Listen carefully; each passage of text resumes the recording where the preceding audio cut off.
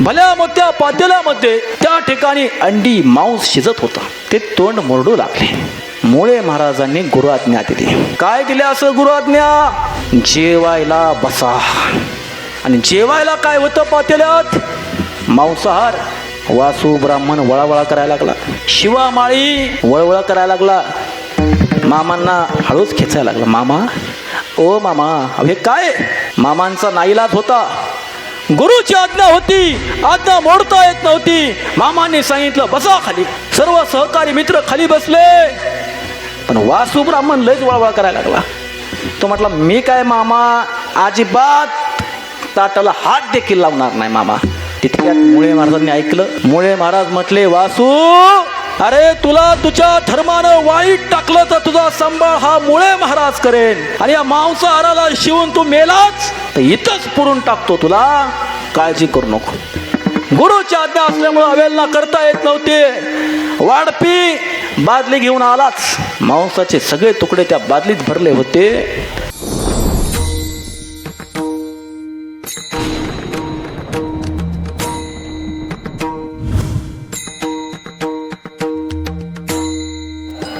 मामा म्हणजे जगाचं भाकीत सांगणारा देव आहे.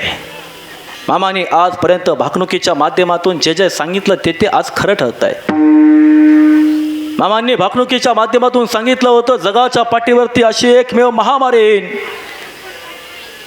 भल्या भल्या डॉक्टरांचे, शास्त्रज्ञांचे, वैज्ञानिकांचे गुडघे टेकतील, पण त्या महामारीवरती औषध सुद्धा सापडणार नाही. माणूस माणसात राहणार नाही. माणसाची माणुसकी हरपेल. आणि मायबाप खरं ठरलं. करोना नावाची महामारी आली आणि या करोनाच्या महामारीनं जगामध्ये हाहाकार माजवला. मामांनी सांगितलं ते खरं ठरलं. मामांनी भाकणुकीच्या माध्यमातून सांगितलं होतं होईल होईल बाळानो भूकंप होईल. परवाची टीव्हीची बातमी कोणी पाहिली असेल तर दक्षिण अमेरिकेतील व्हेनेझुएला नावाचं एक शहर आहे. त्या व्हेनेझुएला नावाच्या शहरात भूकंप रिश्टर स्केलमध्ये मोजला जातो. जगाच्या इतिहासातला सर्वात महाभूकंप दक्षिण अमेरिकेच्या व्हेनेझुएला नावाच्या शहरात झाला. आणि मायबाप लाखो माणसं मातीच्या ढिगाऱ्याखाली काढली गेली. माझ्या मामांनी सांगितली भाकणूक तंतोतंत खरी ठरली.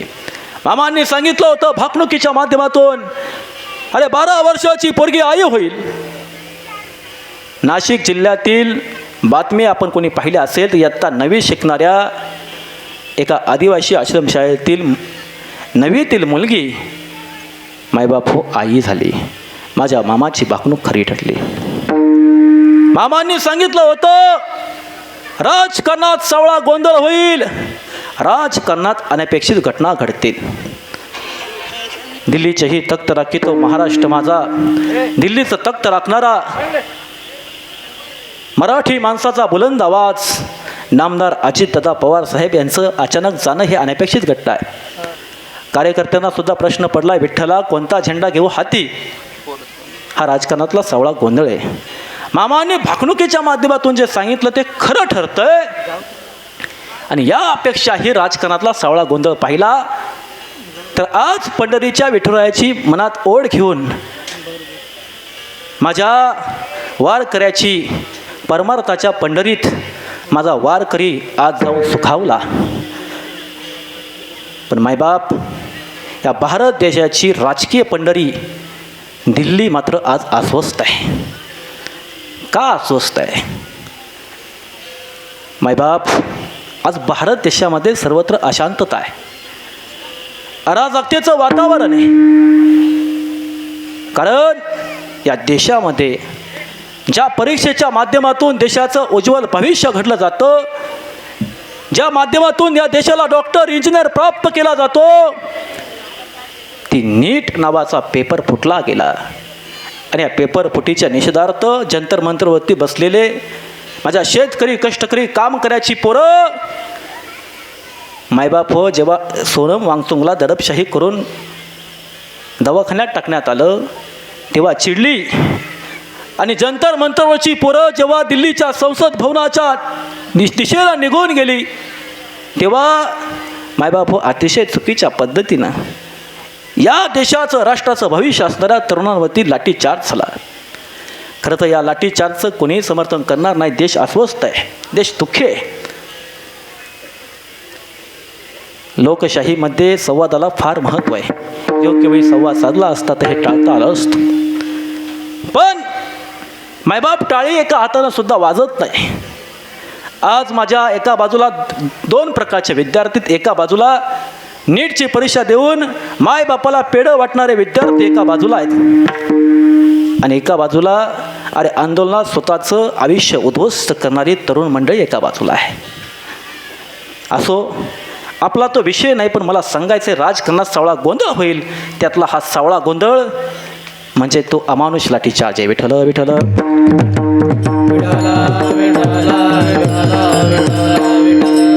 मायबाप मामांनी सांगितलं होतं, अरे माझं आदमापूर प्रति पंढरपूर होईल. 26 मार्चच्या भंडारा उत्सवाला तुम्ही गेला असाल तर पाहिलं असेल याची देही याची डोळा. अरे जगाच्या मालकाचं आदमापूर प्रति पंढरपूर होतंय. मायबाप हो, उद्या आषाढी आहे, आणि आषाढी या एकादशीचं महत्त्व अपार आहे. 12 महिन्याच्या एकादशी तुम्ही नाही धरल्या, 12 महिन्याच्या एकादशीचा उपवास तुम्ही नाही धरला, तरी सुद्धा उद्या आषाढीच्या एकादशीचा उपवास निरंकार तुम्ही धरला तर 12 महिन्याच्या एकादशी न धरण्याचं जे पुण्य आहे ते एका आषाढीची एकादश धरण्यानं तुम्हाला प्राप्त होतं. ही आषाढी एकादशीची ताकद आहे. त्यामुळं खा प्या पण एकादश धरा. मग खायचं आणि प्यायचं, मग किती बी खायचं आणि प्यायचं नाही. 1 किलो 2 किलो फराळ खायचं म्हणायचं एकादश आहे, असं अजिबात नाही. अरे साक्षात जगाचा मालक बाळूमामांचं भीमा नावाचं कुत्र सुद्धा प्रत्येक एकादश धरायचं. 4 सप्टेंबर 1966 मामांनी मरगोबाईच्या कुशीत आदमापुरात समाधी घेतल्यानंतर अरे भीमा नावाचं कुत्र 3 वर्ष अस्तित्वात होतं, आणि 3 वर्षानंतर अरे साक्षात जगाच्या मालकाच्या समाधीच्या ठिकाणी आषाढीच्या दिवशी निरंकारपणे एकादश धरून भीमा नावाचं कुत्र मामाच्याच समाधीवरती समाधिस्थ झालं. ही ताकद अरे मुख्या प्राण्याचे, म्हणून मामाच्या महारथीत म्हटलं जातं मुख्या प्राण्यावरी अपार प्रीत. मामांची मुख्या प्राण्यावरती अपार प्रीत होते. भूतदया हा मामांनी खरा धर्म जोपासला, इथल्या मातीत पेरला. विठ्ठल विठ्ठल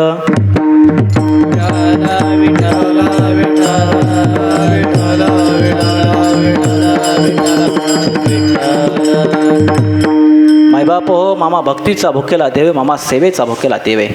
मामाच्या दरबार सेवेला महत्त्व आहे, भक्तीला महत्त्व आहे.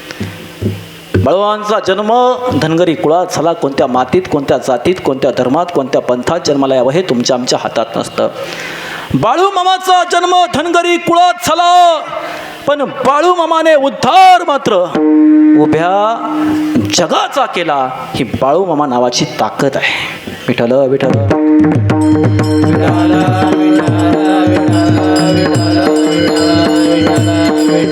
मायबाप हो, तुम्हा आम्हाला तुमच्या आयुष्याचा आमच्या आयुष्याचा उद्धार करायचा असेल, तुमच्या आमच्या आयुष्याचा, तर तुमच्या आमच्या आयुष्याचा उद्धार करण्याकरता तुमच्या आमच्या आयुष्यात गुरुभक्ती महत्त्वाची. गुरुचा आशीर्वाद तुमच्या पाठीशी असणं महत्त्वाचं आहे. कारण ज्ञानोबराय सुद्धा म्हणतात, गुरुविन जन्म नरकची पैजाना, यमाचा पाहुणा प्राणी होय. गुरु सारिका असता पाठी राखा, इतरांचा लेखा कोण करी. ज्ञानदेव म्हणे तरिलो तरिलो, आता उद्धारिलो गुरुकृपे. तुम्हा आम्हाला तुमच्या आयुष्याचा उद्धार करायचा असेल तर गुरुकृपेशिवाय तुम्ही आम्ही तुमच्या आमच्या आयुष्याचा उद्धार कधीच करू शकत नाही. गुरुची ताकद आहे. आज मामा जगाचा मालक झाले. मामांचं नाव प्रत्येकाच्या मुखात आहे. अरे बाळूमामाच्या नावानं, बाळूमामाच्या नावानं म्हटल्यानंतर तुमचे आमचे हात आपाप वरती होतात आणि मुखातून कधीच सांग बोले तर तुमचं तुम्हाला कळत नाही. ही मामाच्या आशीर्वादांची, मामाच्या भक्तीची ताकद आहे. पण मामांनी स्वतःचा उद्धार केला, जगाचा उद्धार केला. पण मामांनी जगाचा उद्धार करत असताना मामांच्या पाठीमागं गुरुची ताकद होती, गुरुभक्तीची ताकद होती. आणि मामांचे गुरु गारगोटीचे मुळे महाराज होते. मामांचा मुक्काम कोल्हापूर प्रांतातील कापशी या गावाच्या ठिकाणी होता. आणि मामांनी आपले सहकारी मित्र शिवामाळी, मराठा घाटगे, वासू ब्राह्मण यांना हाक दिली. ए शिवा, ए वासू, घाटगे, अरे चला जाऊन येऊ म्हणतोय. माझ्या गुरुचं दर्शन घेऊन येऊ, गारगोटीला जाऊन येऊ. आज मुळे महाराज असतील, त्यांचं दर्शन घेऊन आपलं आयुष्य तृप्त करू. आणि सगळे सहकारी मित्र रणरणत्या उन्हामध्ये कापशीहून गारगोटी गावाच्या ठिकाणी निघाले. रणरणत्या उन्हामध्ये दुपारी ते त्या ठिकाणी पोहोचले. दुपारी त्या ठिकाणी पोहोचल्यानंतर भल्या मोठ्या पातेल्यामध्ये त्या ठिकाणी अंडी मांस शिजत होता. आणि वासू ब्राह्मण शिवामाळी यांना वास येताच ते तोंड मुरडू लागले. आता तुम्हाला वास आल्यावर तुम्ही तोंड मुरडत नाही हे वेगळा विषय, पण ते मामाचे भक्त होते. आता नुसतं नाव काढल्यानंतर काय कायांचं तोंड असं झालंच, पण ते मामाचे भक्त होते, शाकाहारी होते. आणि मामा सुद्धा शाकाहारी होते.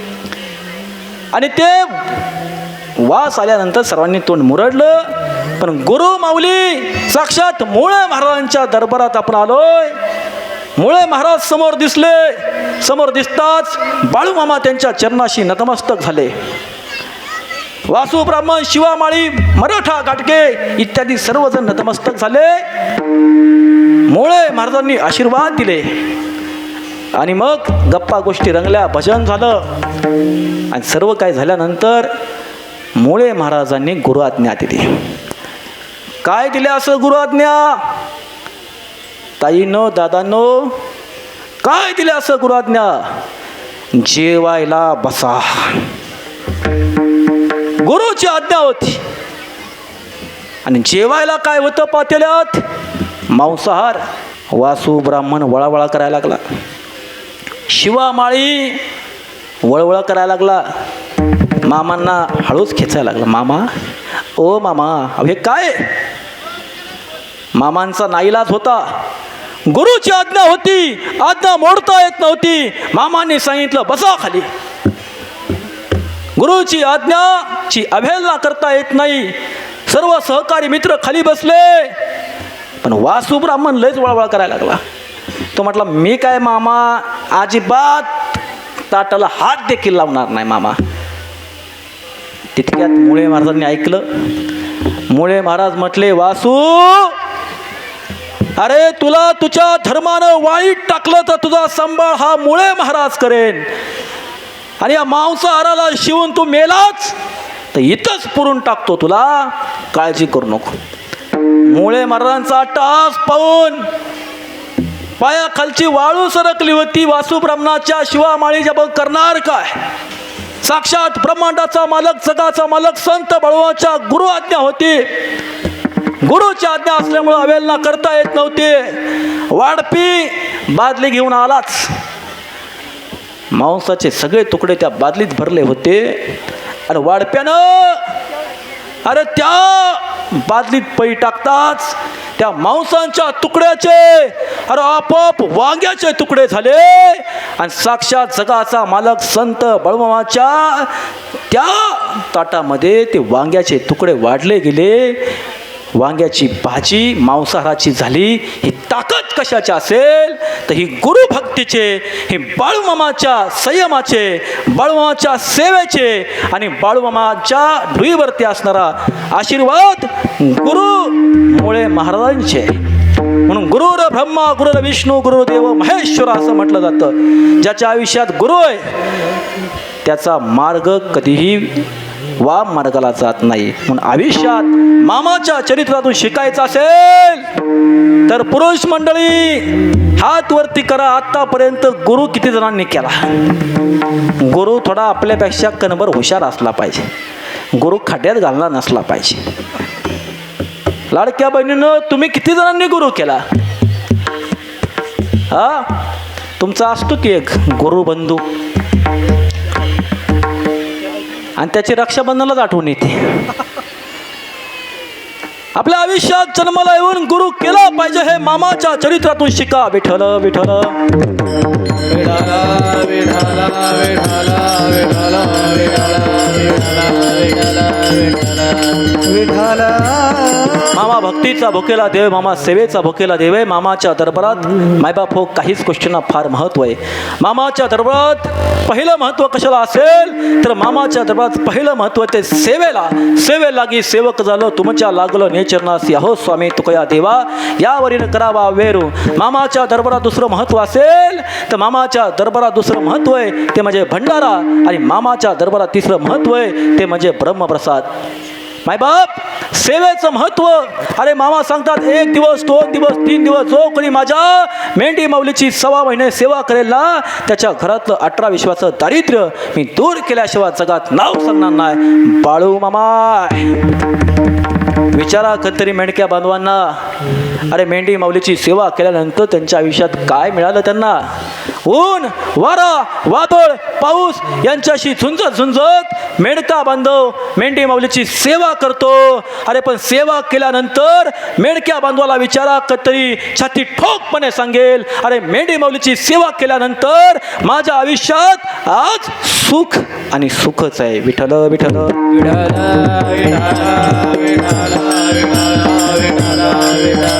मामाच्या दरबारात दुसरं महत्व आहे भंडारा.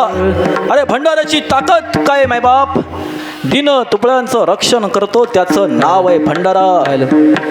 दिन तुपळ्यांचं रक्षण करतो त्याचं नाव आहे भंडारा. निपुत्रिकाला संतान देतो त्याचं नाव आहे भंडारा.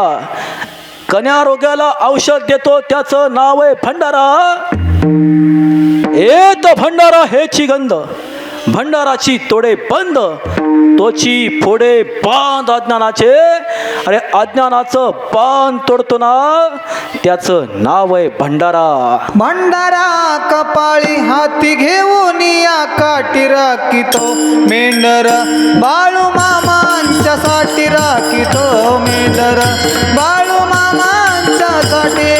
भंडारा कपाळी हाती घेऊन या काठी भंडारा कपाळी हाती घेऊन या काठी मेंढर बाळू मामांच्या साठी राखितो मेंढर बाळू मामांच्या साठी राखितो मेंढर बाळू मामांच्या साठी राखितो मेंढर बाळू मामांच्या साठी. आत्मापुरात मामाच्या हातवर हात नाचतो सर्वांच्या हातवर आत्मापुरात मामाच्या दारात बघता नाचतो.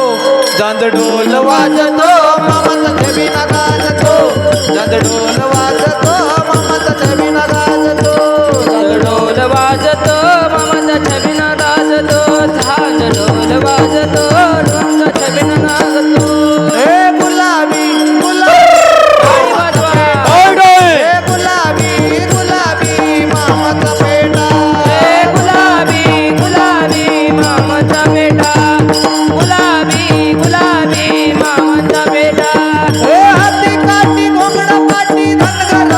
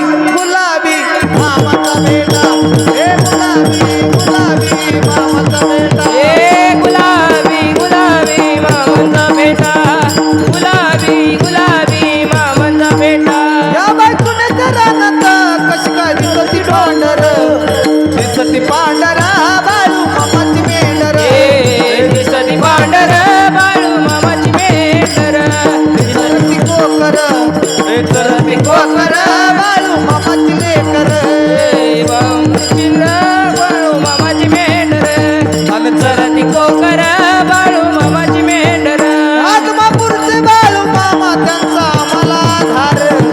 आम्हाला आधार झाला सुखाचा संसार आम्हाला आधार झाला सुखाचा संसार आम्हाला आधार झाला सुखाचा संसार या बाजूने रानात कशी काय दिसती पांढर दिसती पांढर बाळू मामाची मेंढर दिसती पांढर बाळू मामाची मेंढर दिसती पांढर बाळू मामाची मेंढर